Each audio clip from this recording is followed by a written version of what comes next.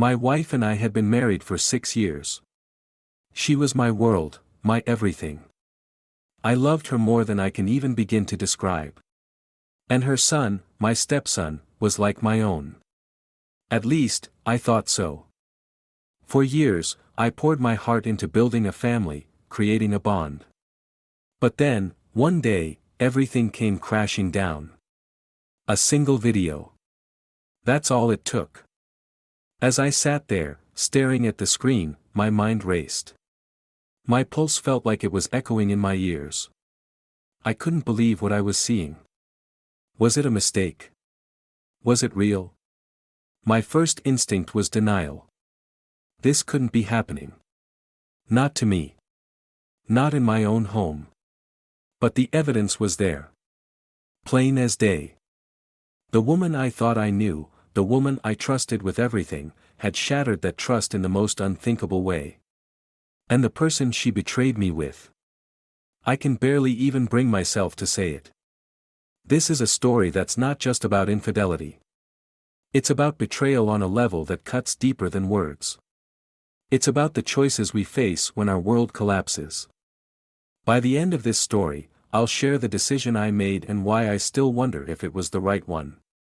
But first, I want to know what you would have done if you were in my shoes. Would you confront them?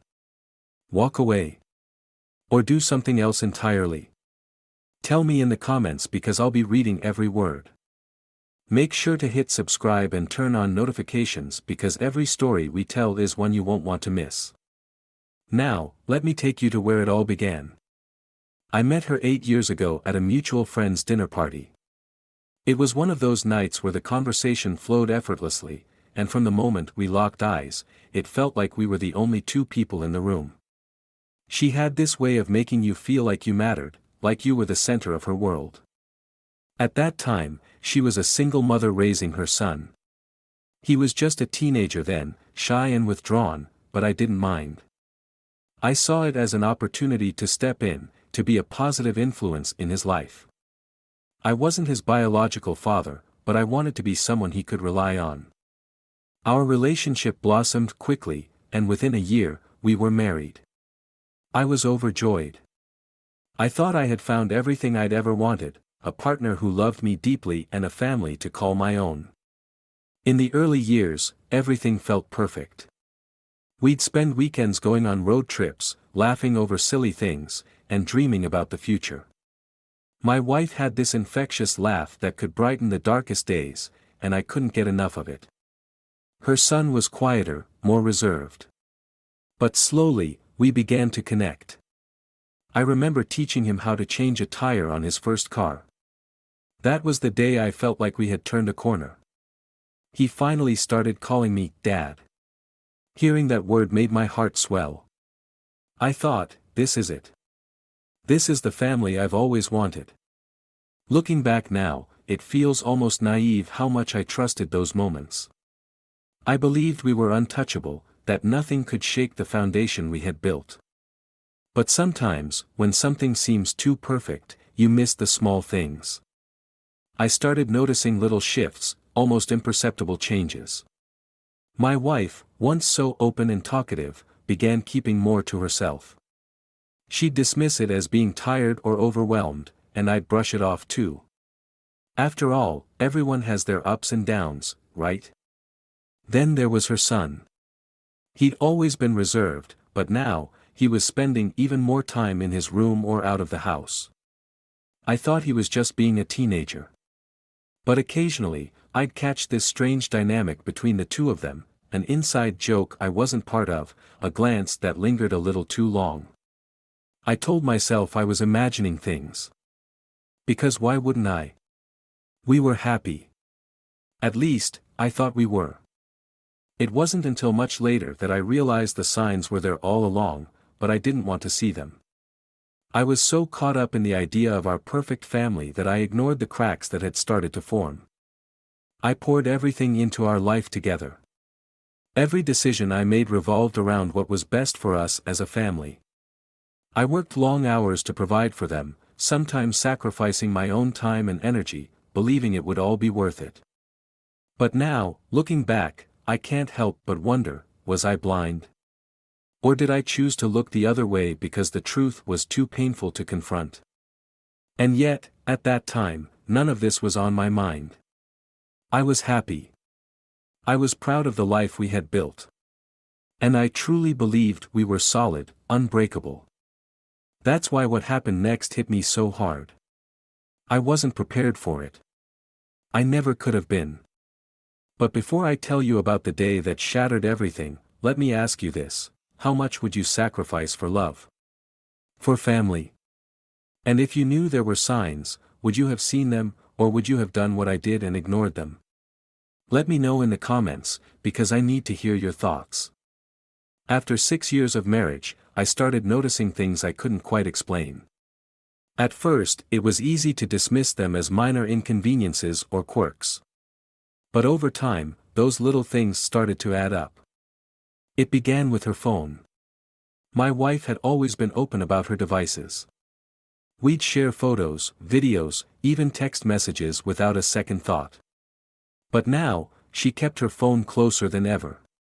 If it buzzed, she'd glance at it and quickly tuck it away, sometimes even leaving the room to reply. When I'd ask her who it was, she'd smile and say, "Just a friend from work." I didn't think much of it. After all, everyone's entitled to some privacy, right? But there was something in the way she said it. Her tone was light, almost too casual, and it left a strange feeling in the pit of my stomach. Then there were the late nights. She started working late more often than usual. At first, I supported her. I knew how important her career was to her, and I wanted to be a good husband. I'd text her to check in, but sometimes, hours would pass without a reply. When she did respond, it was short, almost dismissive: "Sorry, busy. Talk later." The strange part was that she didn't seem tired when she got home. If anything, she seemed energized. I chalked it up to her being passionate about her work, but the thought lingered in the back of my mind. And then there was her son. He'd always been quiet, but now he was distant in a way that felt deliberate. He barely acknowledged me when I got home, and when the three of us were together, it felt like I was the odd one out. They'd share laughs over private jokes or exchange these quick, knowing glances that I wasn't part of. One night, I remember asking her about it. I said, "Is everything okay with him? He seems different lately."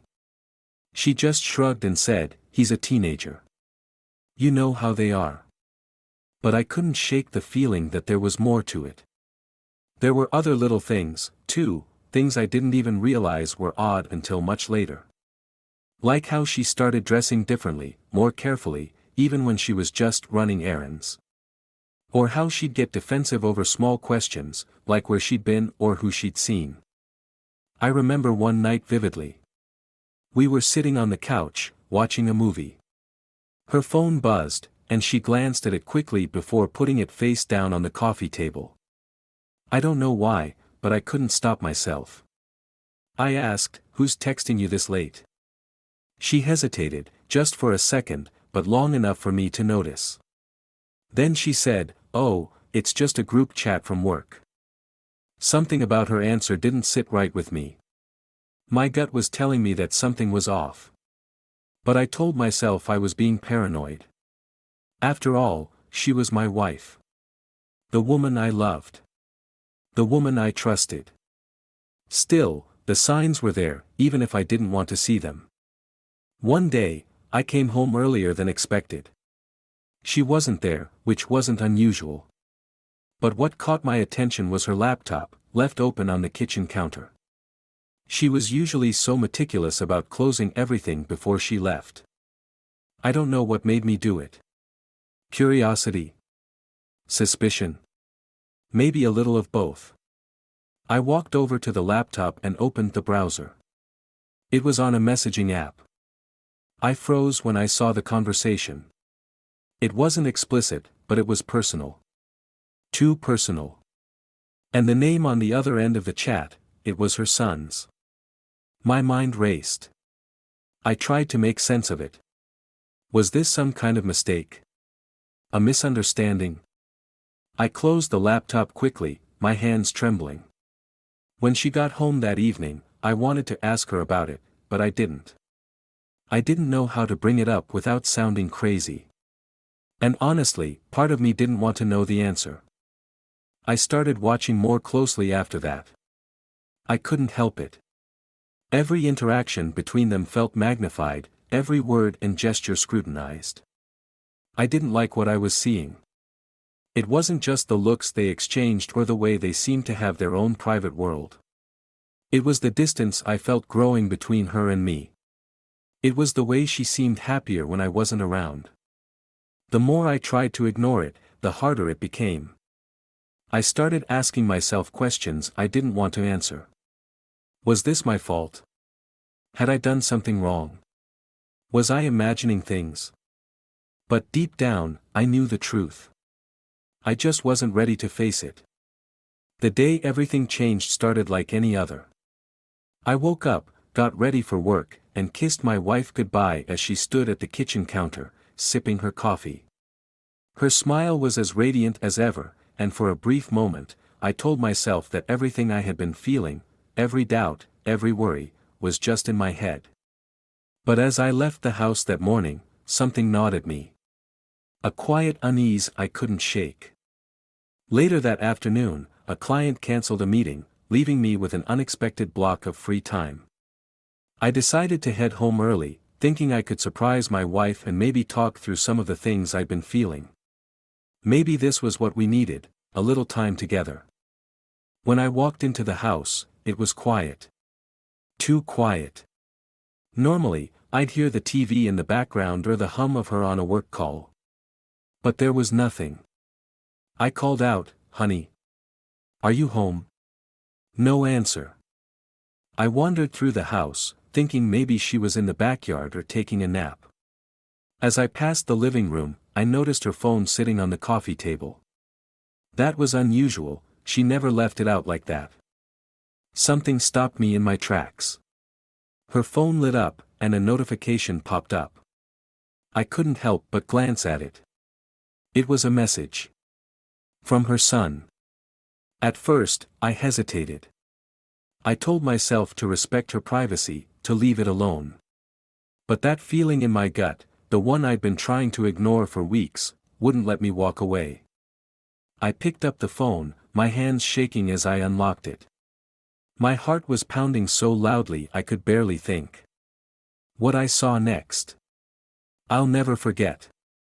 There, in her messages, was a video. It was from her son. And in the preview, I could see enough to know this wasn't just some innocent family moment. My breath caught in my throat as I opened it. The video played, and my worst fears were confirmed. It was them. Together. In a way no mother and son should ever be. I felt like the air had been knocked out of my lungs. My knees buckled, and I sat down hard on the couch, unable to tear my eyes away from the screen. 1,000 thoughts raced through my mind. How long had this been going on? How had I missed it? And then the anger hit. A wave of rage so intense it made my hands clench into fists. This wasn't just betrayal. This was something else entirely. Something so twisted, so wrong, I couldn't even process it. I don't know how long I sat there, staring at the phone, my mind reeling. Minutes? Hours? Time felt meaningless. When I finally pulled myself together, I knew I couldn't stay silent. I needed answers. That evening, when she came home, I was waiting. Her smile faded the moment she saw my face. She must have known something was wrong. I didn't waste any time. I held up her phone and said, "What is this?" She froze, her eyes darting between the phone and me. For a moment, she didn't say anything. Then, she stammered, It's not what it looks like." I couldn't believe she was trying to deny it. I shouted, "Don't lie to me. I saw it. I saw the video." Her face crumpled, and she started to cry. But her tears didn't move me. I wanted the truth, and I wanted it now. Finally, she admitted it. She said it started months ago, that she didn't know how it happened. As if that was supposed to make it better. I turned to her and asked the one question burning in my mind, why? How could you do this to me? To us? To our family? Her answer was a mix of excuses and apologies, but none of it mattered. Nothing she could say would erase what I'd seen. That night, I couldn't sleep. I stayed up, staring at the ceiling, replaying everything in my mind. The laughter, the smiles, the moments we shared as a family, it all felt like a lie. The worst part? I didn't just lose my wife. I lost the family I thought I had. The boy I tried to love as my own had betrayed me in a way I never thought possible. I spent hours sitting there in the dark, asking myself over and over, what do I do now? Do I confront him? Do I leave? Do I stay and try to fix this? Is there even anything left to fix? The morning after I discovered the video, I woke up feeling like I was in a nightmare I couldn't escape. My body felt heavy, my mind was clouded, and my heart was shattered. But there was no avoiding what had to happen. I needed to confront the person I once called my son. It was a Saturday. He was home, sitting in his room with the door slightly ajar. I stood outside for a moment, trying to gather my thoughts, my anger bubbling just below the surface. My hand was trembling as I knocked. "Come in," he said casually, like it was just another day. I pushed the door open and stepped inside. He looked up at me, his expression unreadable. For a split second, I saw the kid I used to teach how to fix a car, the boy who called me Dad. But that image evaporated as quickly as it came. "We need to talk," I said, my voice low but firm. He frowned. "About what?" I didn't waste any time. I placed the phone on his desk and played the video. His eyes widened, but he didn't say anything. Not a word. "Do you have anything to say for yourself?" I asked, my voice shaking with rage. At first, he didn't answer. He just stared at the screen, his face pale. Then, after what felt like an eternity, he finally spoke. "It wasn't supposed to happen like this," he said quietly. "What does that even mean?" I demanded. "Do you even understand what you've done? To me? To this family?" He looked down, avoiding my gaze. "I didn't mean for it to go this far. Don't," I cut him off. "Don't try to justify this. There's no excuse for what you've done." I felt my anger rising with every word. I wanted to yell, to scream, to make him feel the pain I was feeling. But more than that, I wanted answers. "How long?" I asked. "How long has this been going on?" He hesitated, then said, "A few months." A few months. Those words hit me like a punch to the gut. While I had been working late nights, planning our future, trying to be a good husband and father, this was happening right under my nose. "Why?" I asked, my voice barely above a whisper. "Why would you do this?" He didn't answer right away. When he finally spoke, his words were a jumble of apologies and excuses, how he felt neglected, how he didn't mean to hurt anyone. But nothing he said made sense. Nothing could explain the betrayal I felt in that moment. I stood there, staring at him, trying to make sense of it all. But the more I looked at him, the angrier I became. "I gave you everything," I said, my voice breaking. "I treated you like my own. And this is how you repay me?" He didn't say anything. He just sat there, his head down, refusing to meet my eyes. I couldn't take it anymore. I turned and walked out of the room, slamming the door behind me. When I confronted my wife later that day, it was even worse. She was sitting in the kitchen, staring at her coffee cup like it held the answers to everything. "I spoke to him," I said, my voice cold. She looked up at me, her eyes red and puffy from crying.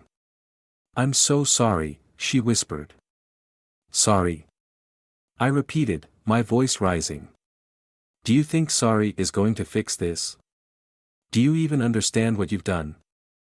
I didn't mean for it to happen, she said, tears streaming down her face.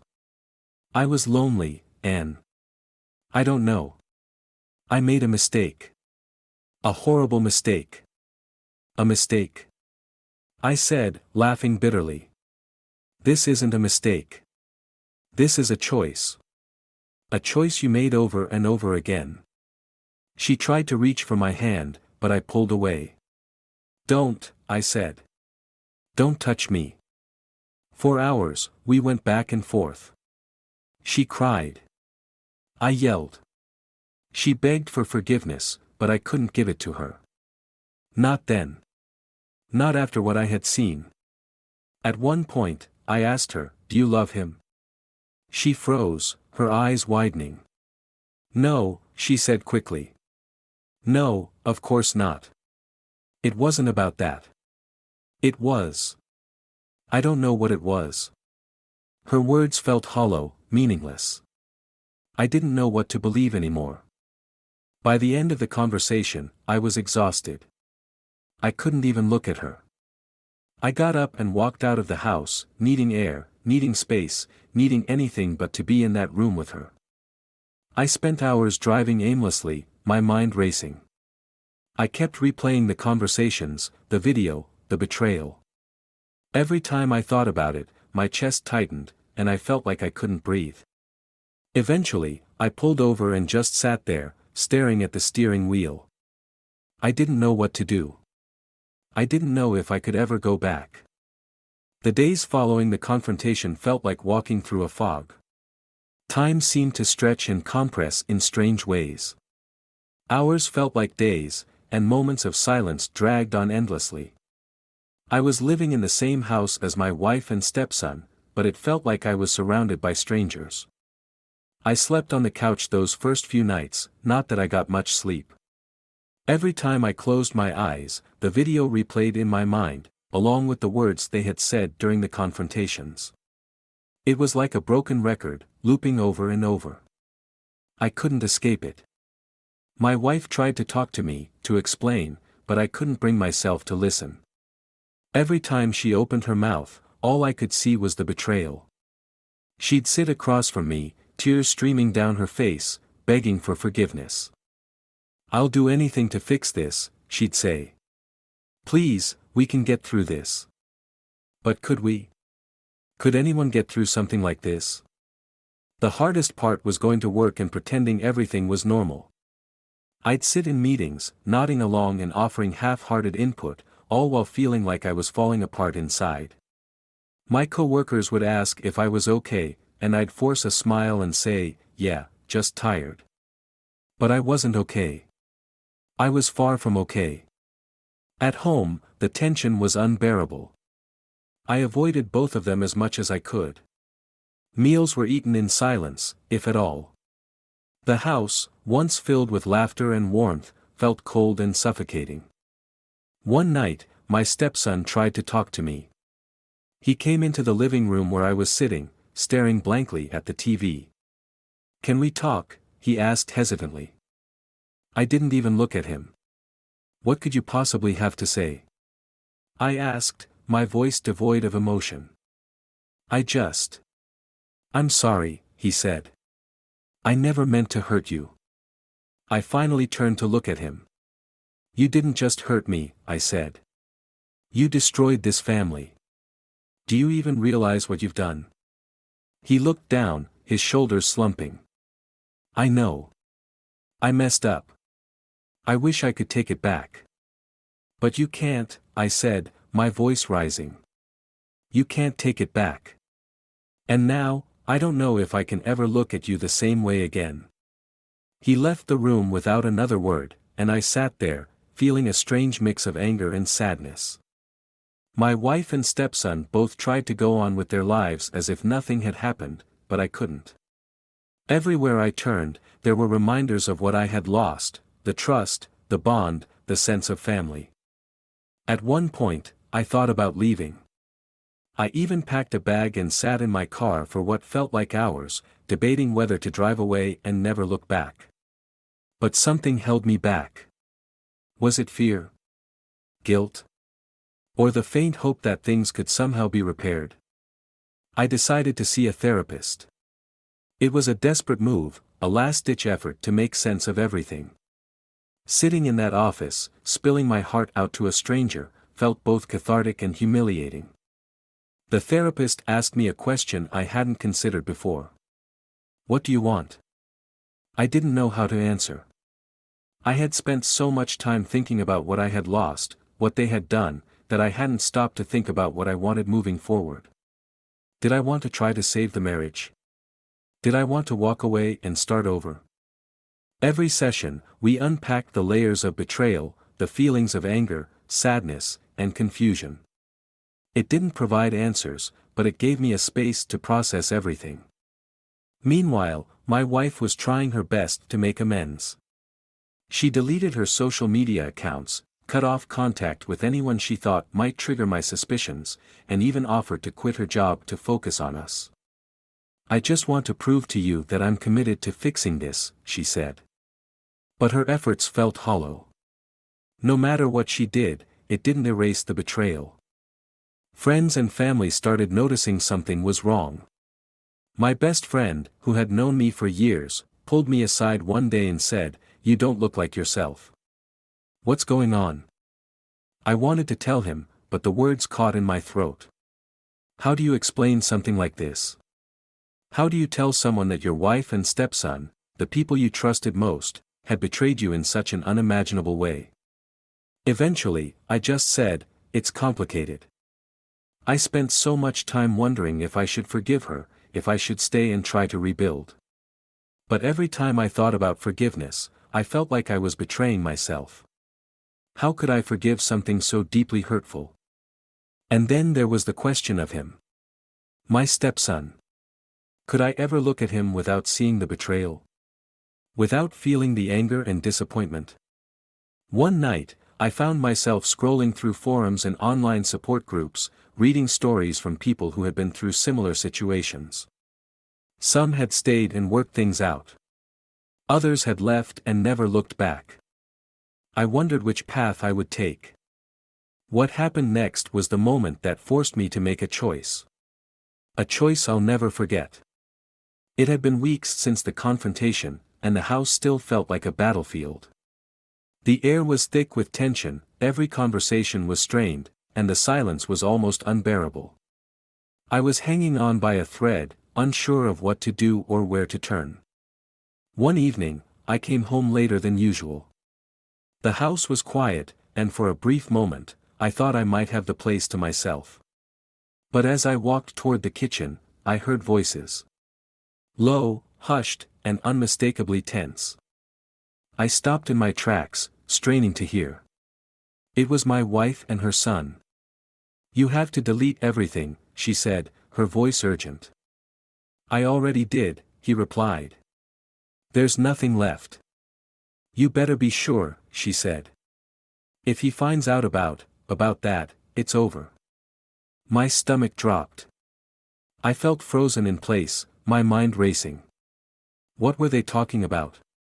What else could there possibly be? I waited until the voices stopped and the house went quiet again. Then, without even thinking, I grabbed her phone from the counter.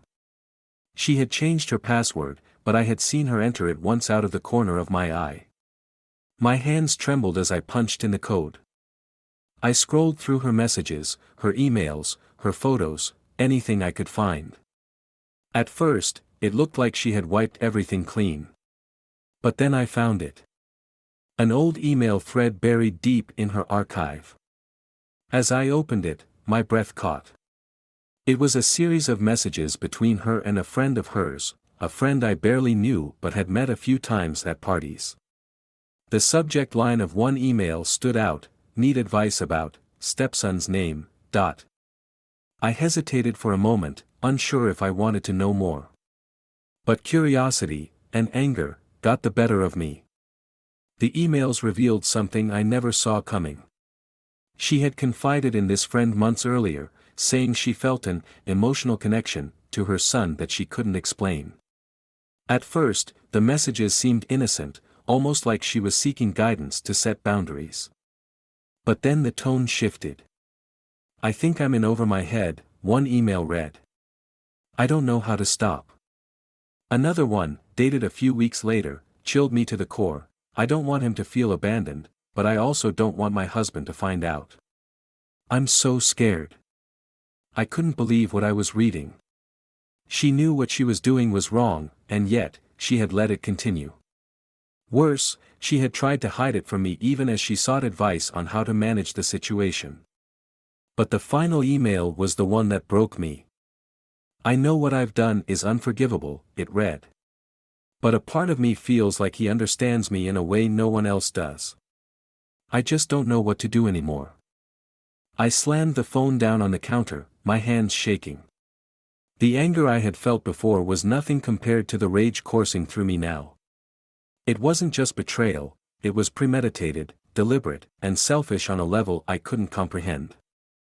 I confronted her that night. "I read the emails," I said flatly. Her face went pale. "What emails?" "Don't play dumb," I snapped. "The ones where you admitted everything. The ones where you talked about how he understood you." She didn't deny it. She just started crying, mumbling something about how she didn't mean to hurt me, how she was confused and didn't know how to handle her feelings. "Confused?" I said, my voice rising. "You were confused?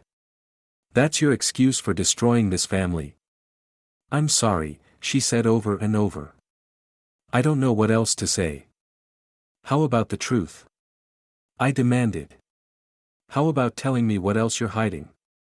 At that moment, her son walked into the room. He must have heard the yelling because he looked nervous, almost scared. "What's going on?" he asked. "Why don't you tell him?" I said, turning to my wife. "Tell him what I found. Tell him how you've been lying to both of us." She looked at him, her face crumpling. "He already knows," she whispered. That was it. The final blow. Not only had they betrayed me, but they had conspired to keep it from me. They were a team, united in their deceit, while I was left on the outside, trying to piece everything together. I stormed out of the house that night, unsure if I would ever go back. In the days that followed, I wrestled with what to do. Part of me wanted to expose everything, to tell our friends, our families, to let the world know what they had done. But another part of me wanted to disappear, to walk away and leave it all behind. Then, one day, my wife sent me a long message. She said she wanted to talk, that there was more I needed to know. She begged me to hear her out, saying it was important. Against my better judgment, I agreed to meet her. When we sat down, she looked me in the eye and said, "There's something I didn't tell you." Before I could respond, she said the words that shook me to my core, "I think I'm pregnant." I stared at her, my mind reeling. Pregnant? Was it mine? Or, was it his? I didn't even know what to say. My heart felt like it had been ripped out of my chest all over again. "I don't know," she said, as if reading my mind. "But I'm scared, and I don't know what to do." That was the moment I realized I had a choice to make. A choice that would change everything. After she told me she might be pregnant, everything in me went numb. I couldn't even react. It was like my mind couldn't process what she had just said. The possibility that this child might not be mine, that it could be his, was too much to bear. I sat there in silence, staring at her, trying to figure out what to say. Finally, I managed to ask, "What do you mean, you don't know? How could you not know?" She broke down, sobbing, trying to explain herself. "It only happened once," she said. "I swear, it was only that one time. But I don't know for sure." Her words felt like knives. I didn't even know if I could believe her anymore. She had lied to me for months, why should this time be any different? I got up and walked out of the room without saying another word. I needed air. I needed time to think. Over the next few days, I tried to sort through my emotions. The anger, the betrayal, the heartbreak, it was all so overwhelming. I couldn't eat. I couldn't sleep. I couldn't think straight. And then there was the question of the child. If it was mine, did I have a responsibility to stay? To try to make it work for the sake of the baby? But if it wasn't mine, how could I even begin to cope with that? I decided I needed answers. I told her that we would have to do a paternity test. She agreed immediately, saying she wanted to know the truth just as much as I did. The weeks leading up to the test results were some of the longest and most agonizing of my life. Every day felt like an eternity. I couldn't focus on anything, constantly wondering what the results would say and what I would do if the child wasn't mine. When the day finally came, I sat in the clinic, my heart pounding in my chest as we waited for the results. She sat beside me, her hands clasped tightly in her lap, but I couldn't even look at her. The nurse called us in, and the moment she handed me the envelope, my hand started to shake. I opened it slowly, my breath caught in my throat. The results were clear. The child was mine. For a moment, I felt a strange sense of relief. But that relief was quickly replaced by a new wave of emotions. Even though the child was mine, it didn't erase everything that had happened. It didn't undo the betrayal. We left the clinic in silence, neither of us knowing what to say. When we got home, she turned to me and said, "What happens now?" I didn't have an answer. Over the next few days, I thought long and hard about what I wanted to do. Part of me wanted to stay for the sake of the baby. To try to give them a stable home, even if it meant living with the pain of what had happened. But another part of me knew that staying might destroy me. I talked to the therapist again, laying everything out on the table. She didn't give me answers, she couldn't. But she did ask me one question that stuck with me: can you live with this, or will it destroy you? That question haunted me. In the end, I made my decision. I told her that I couldn't stay.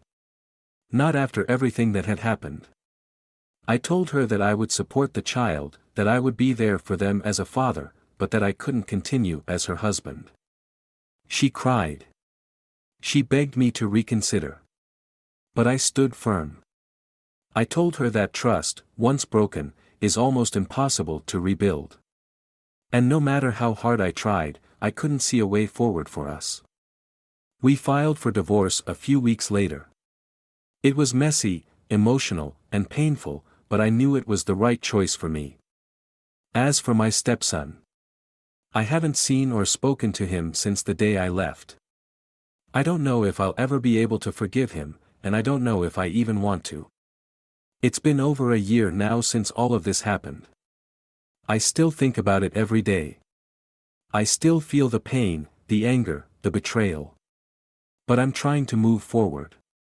I'm trying to be a good father to my child, even though I know they'll never grow up in the family I once dreamed of. Before I finish this story, I want to ask you one last time: what would you have done in my position? Would you have stayed for the sake of the child? Or would you have walked away, knowing that the trust was gone? Please, share your thoughts in the comments. I'll be reading every word, because even now, I sometimes question if I made the right choice. Thank you for listening to my story. Sharing this wasn't easy, but I hope it helps someone out there who might be facing their own impossible decision. And if you haven't already, please hit subscribe and turn on notifications so you don't miss the next story here on Wild Love Story. Until next time, take care of yourself and the ones you love.